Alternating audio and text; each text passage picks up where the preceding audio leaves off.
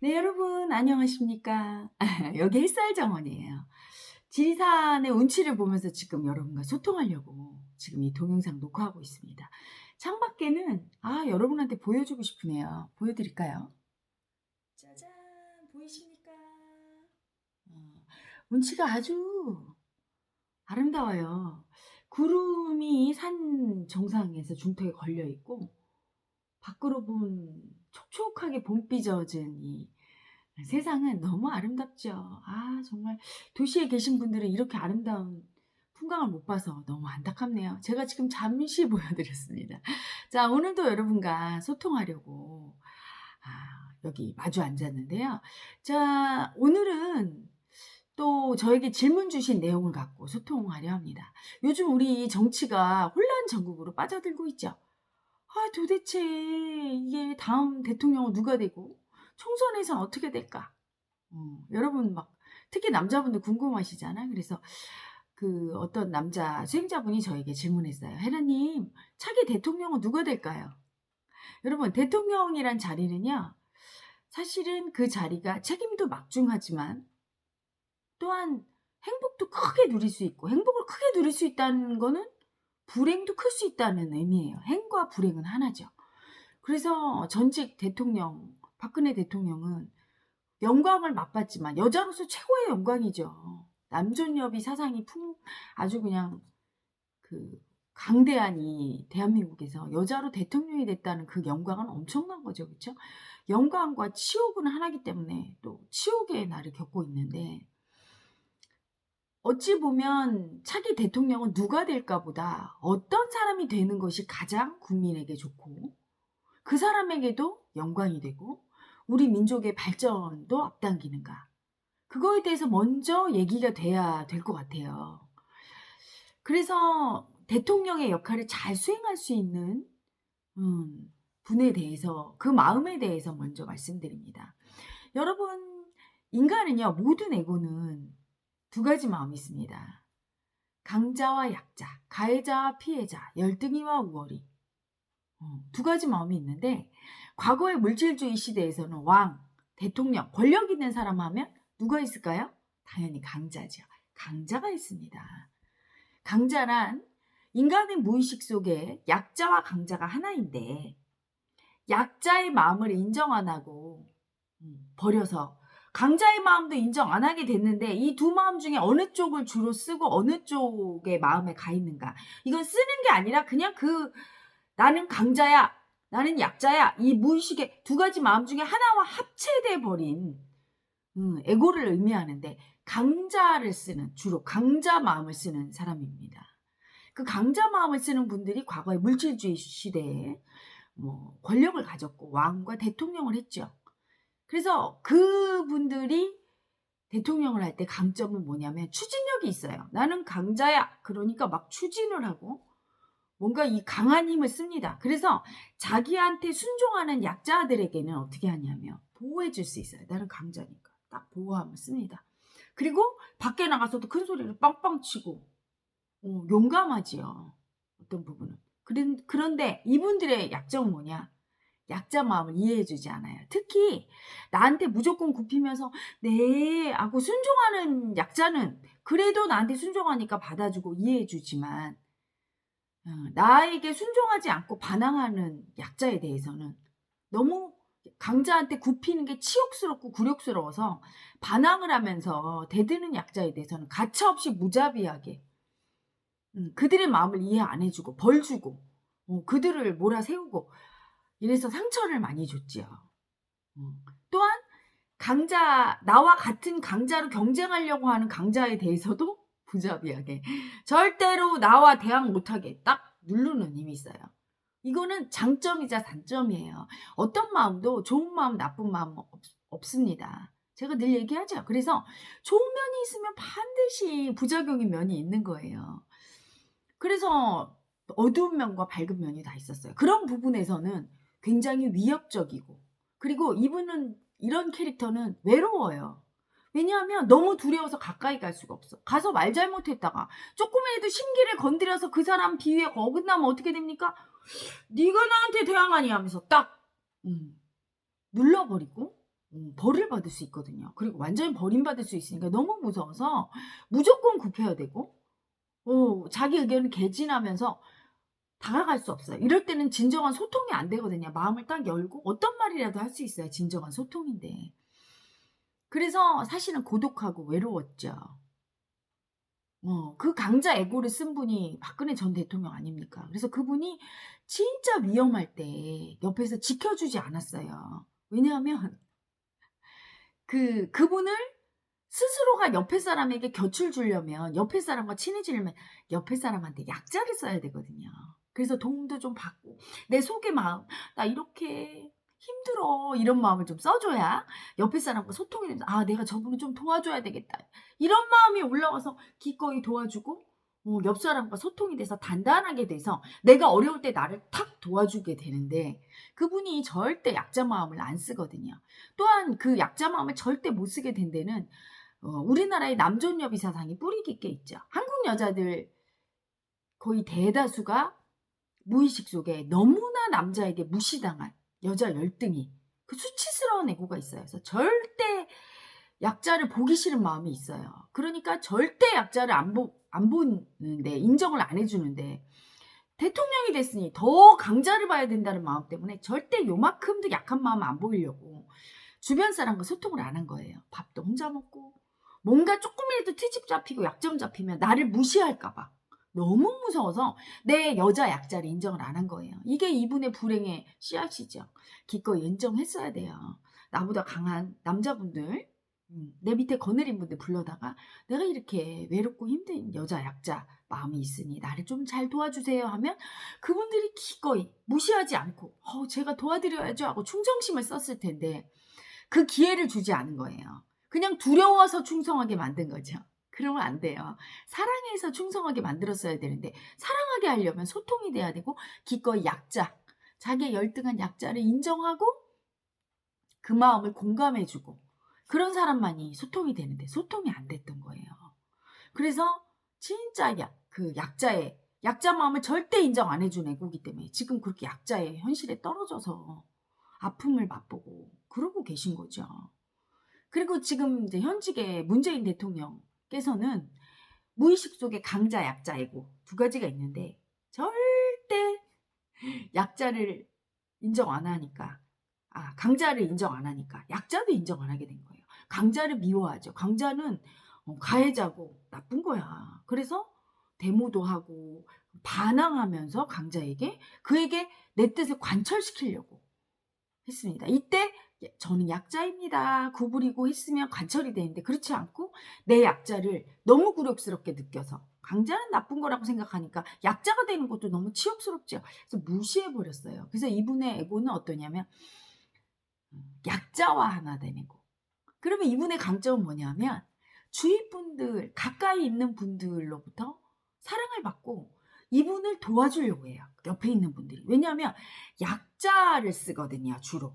박근혜 대통령은 강자를 썼기 때문에 위협적으로 느끼고 두려움을 느꼈다면 이분은 약자를 쓰니까 따뜻하고 인간미가 있게, 그리고 불쌍한 걸 보면 그거 마음을 내줘요, 옆에 분들한테. 그러니까 옆에 분들이 이분을 보호하고 이분을 도와주고 지극히 인간적이고 서민적이야 이렇게 생각하게 만들어요. 그래서 친구가 많고, 그래서 이분이 대통령에 당선된 건 사실은 그분의 성품 때문이에요. 옆에 있는 분들이 마음으로 따뜻함을 느끼고 정말 인간적이라 정도 많고, 그래서 이분이 대통령 되면 참 많은 사람들을 따뜻하게 해줄 거야 해서 이분을 도와주려는 마음. 여러분, 강한 사람을 보면요 도와주고 싶은 마음 안 올라와요. 왜? 알아서 다 하겠지, 내가 없어도 다 돼, 이런 마음이 올라오죠. 하지만 뭔가 이렇게 약해 보이고 나한테 이렇게 따뜻한 마음을 주면서 나 좀 도와주세요 하면 막 정의감에 불타면서 도와주고 싶은 게 사람의 마음이거든요. 그래서 많은 분들이 그를 도와줘서 그분이 대통령이 됐어요.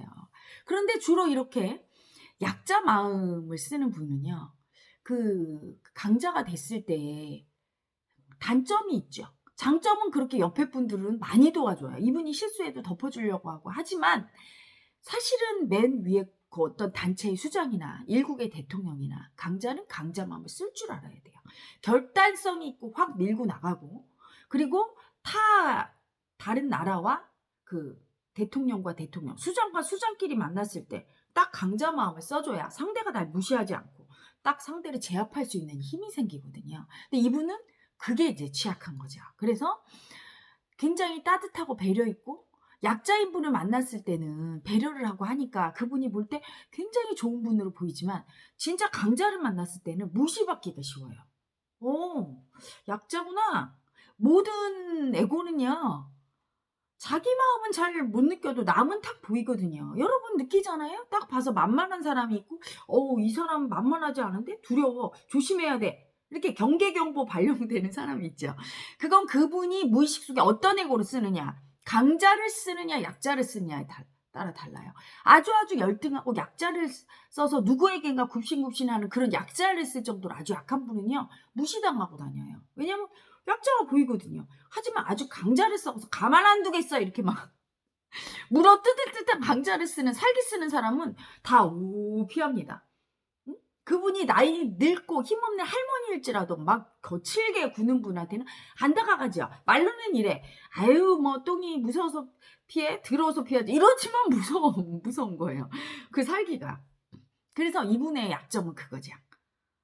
진짜 강자를 만났을 때 딱 쓰지를 못하고 또한 결단력이 떨어져서 이렇게 딱 반항을 할 때 두려움이 뜨면서 그걸 내가 판단한다는 건 어때요? 위험을 감수하는 거예요. 어떤 판단도 다 좋은 면만 있을 수는 없어요. 기꺼이 안 좋은 부분을 감수하면서 내가 그래도 이렇게 판단해서 위험을 감수하고 이건 없겠습니다. 이런 거거든요. 그런데 이제 그런 것들에 조금 취약하신 부분이 있는 거예요. 그래서 이제 여러 가지 어려움을 맞이하고 있죠. 또한 약자인 분 같은 경우는 너무 두렵기 때문에 무의식 속에 그 약자 에고가 항상 편을 만들려고 합니다. 내 편이 있어야 안심이 돼요. 응? 그래서 나한테 좀 대들고 힘들게 하는 사람도 이렇게 받아줄 수 있는 그런 강단이 좀 없어요. 그래서 이렇게 부모가 약자인 경우는 자식이 막 서로 싸고 나한테 덤벼도 그냥 다 그래 이렇게 해줄 수 있지만 그렇지 않고 너무 약자인 부모 같은 경우는 너무 자식이 무서워. 그래서 가끔 저에게 상담받는 분이 그래요. 큰딸한테 가서는 작은딸 막 흉을 보면서 네가 어떻게 해줘 봐. 작은딸이 무서우니까. 작은딸에 가서는 큰딸 막 흉을 보면서 쟤 좀 어떻게 해줘 봐. 자기 그러고 있대요. 그걸 몰랐는데 마음 공부하고 나서 참 엄마가 한심하구나. 딸들이 이렇게 무서워서 내 편 들어줘서 걔를 좀 어떻게 하려고. 엄마가 내 말 들어! 딱 하면서 둘 다 혼내주거나 안아주는 그런 거를 못하는 거죠. 너무 두려우니까. 약자 마음을 느끼다 보니까. 그래서 사실은 약자, 강자, 어느 한쪽 극단에 치우친 분들은 그게 참 힘든 거예요. 응?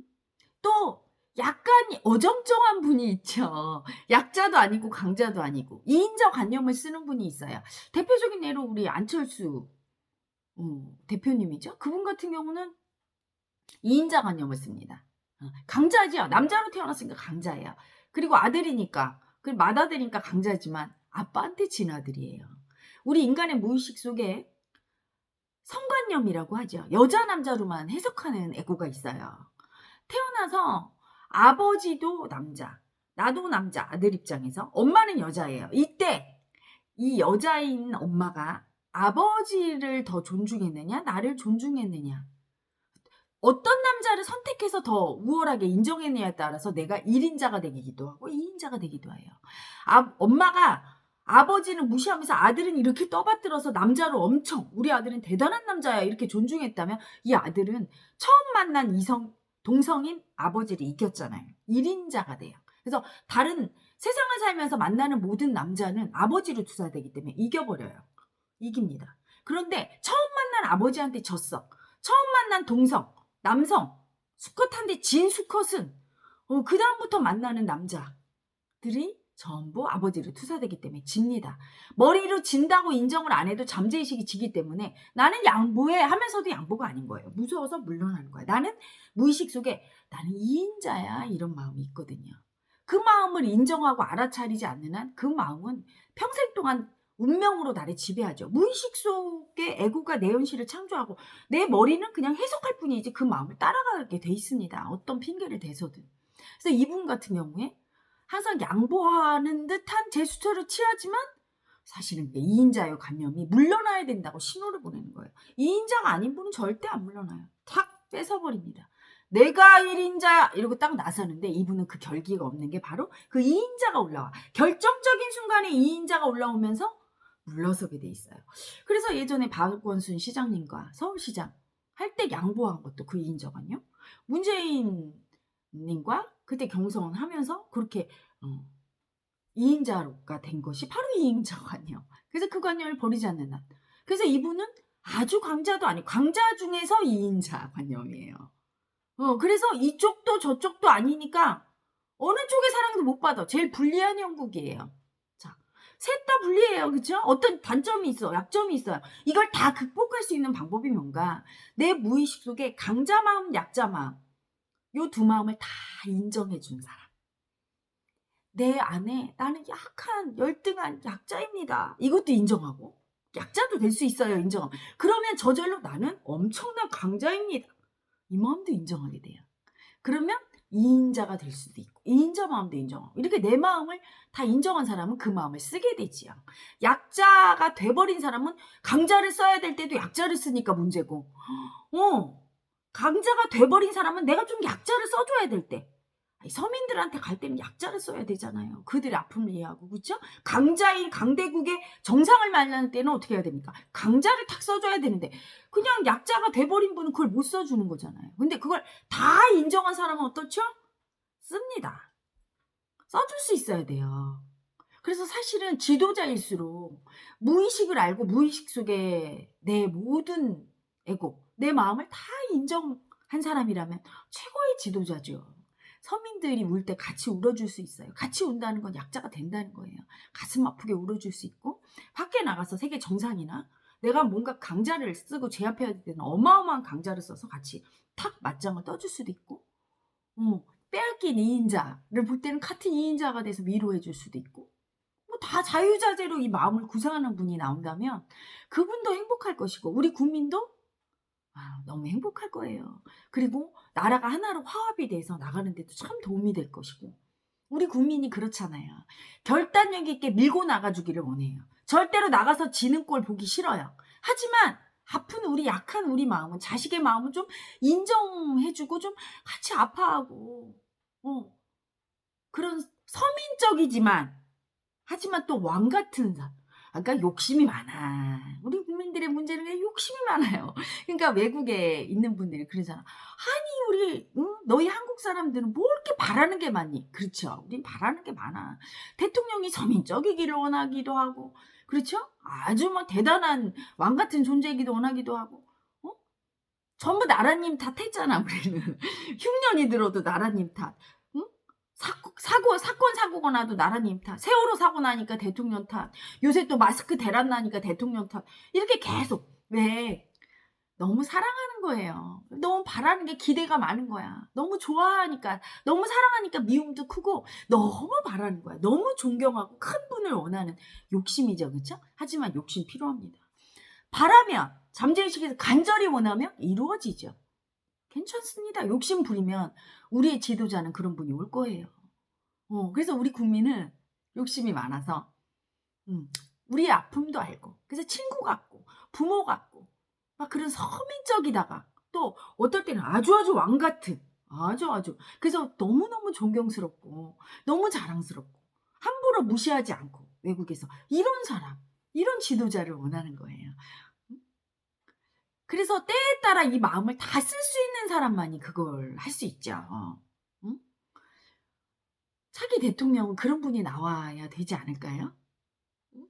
그렇게 마음을 잘 쓰는 분이 사실은 여러분이 지금 보는 분들 중에 많은 분들이 지지하는 분들 중에는 사실 없어요. 하지만 저는 나올 거라고 믿어요. 왜? 우리 민족이 이대로 주저앉지 않고 우리 민족의 간절한 염원이 그런 지도자. 과거의 물질주의 시대 때, 권력의 시대 때, 남성 우월주의 시대 때는 너무 이해 못 받고, 강하긴 했지만 이해 못 받고, 막 버림받고, 막 조금 반항하면 막 혼나고, 막 짓밟히고, 이런 아픔이 있고, 또 이렇게 서민적인, 시대, 대통령이 오니까 또 이해는 받는데, 이게 좀 결단력 있고, 막 앞으로 세게 나갔으면 좋겠는데, 그걸 못 한다고 또 마음이 올라오고. 보호받고 싶은데 강한 대통령에게 딱 보호받고 싶은 국민의 마음. 부모가 아주 강해서 강단 있게 보호해 줬으면 좋겠는데 그것도 못하고. 이러니까 마음이 힘들잖아요. 그래서 우리 민족이 간절히 원하고 있으니 간절히 원하면 잠재의식은 다 이루어지죠. 반드시 나타날 겁니다. 나타나서 우리 국민을 사랑으로 이끌고 엄청난 지도력을 발휘할 분이 나타나게 될 거예요. 자, 그런 분이 눈에 탁 띄는 분이 나타나면 제가 얘기하겠습니다. 그래서 아직은 지금 눈에 띄는 차기 대통령감 후보는 뚜렷하게 물밑에 있으면 분명하지만 눈에 확실하게 띄는 분은 없지만 차기 대통령감으로 이런 분이 좋다. 이런 분이었으면 좋겠다. 그리고 그런 분은 어떤 분이냐? 무의식 속에 강자와 약자, 피해자와 가해자, 열등이와 우월이 이게 하나인데 이거를 다 이 마음을 다 좀 인정한 만큼 내가 그 마음을 쓸 수 있고 쓸 수 있는 만큼 그런 지도자를 할 수 있죠.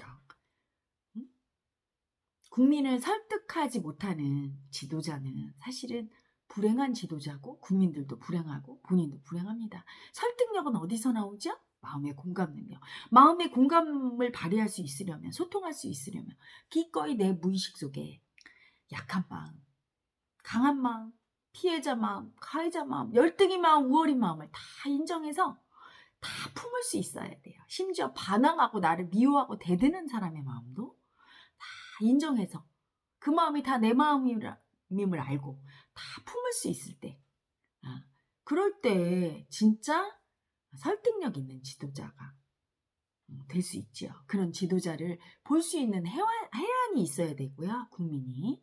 또 그런 지도자가 국민이 해안이 있을 때 나타납니다. 여러분은 그러겠죠. 그런 사람이 있을까요? 해안이 있습니다. 있는데 우리가 못 알아보는 거예요. 왜? 여러분이 그 눈이 띄어질 때 나타나거든요. 보석이 없는 게 아니라 발견하는 눈이 없을 뿐인 것임을 알아야 되죠. 그래서 오늘은 차기 대통령은 누가 될까요? 아직 완벽하게 국민의 눈에 드는 지도자는 눈에 띄지 않지만 이런 분이면 좋겠다. 일단 마음으로 여러분 이해하시라고 제가 마음으로 한번 소통해 봤습니다. 여러분 우리 그런 분이 오실 날을 기다리면서 한번 오늘도 봄비 내리는 오늘도 여러분 우리 소망을 갖고 우리 한민족이 세상에 드러나는 날 세상에 사랑을 뿌리면서 사랑으로 지도하는 지도국이 스승국가가 되는 날을 그려보면서 오늘 하루 행복하고 즐겁게 보내시기 바랍니다. 여러분 I love you.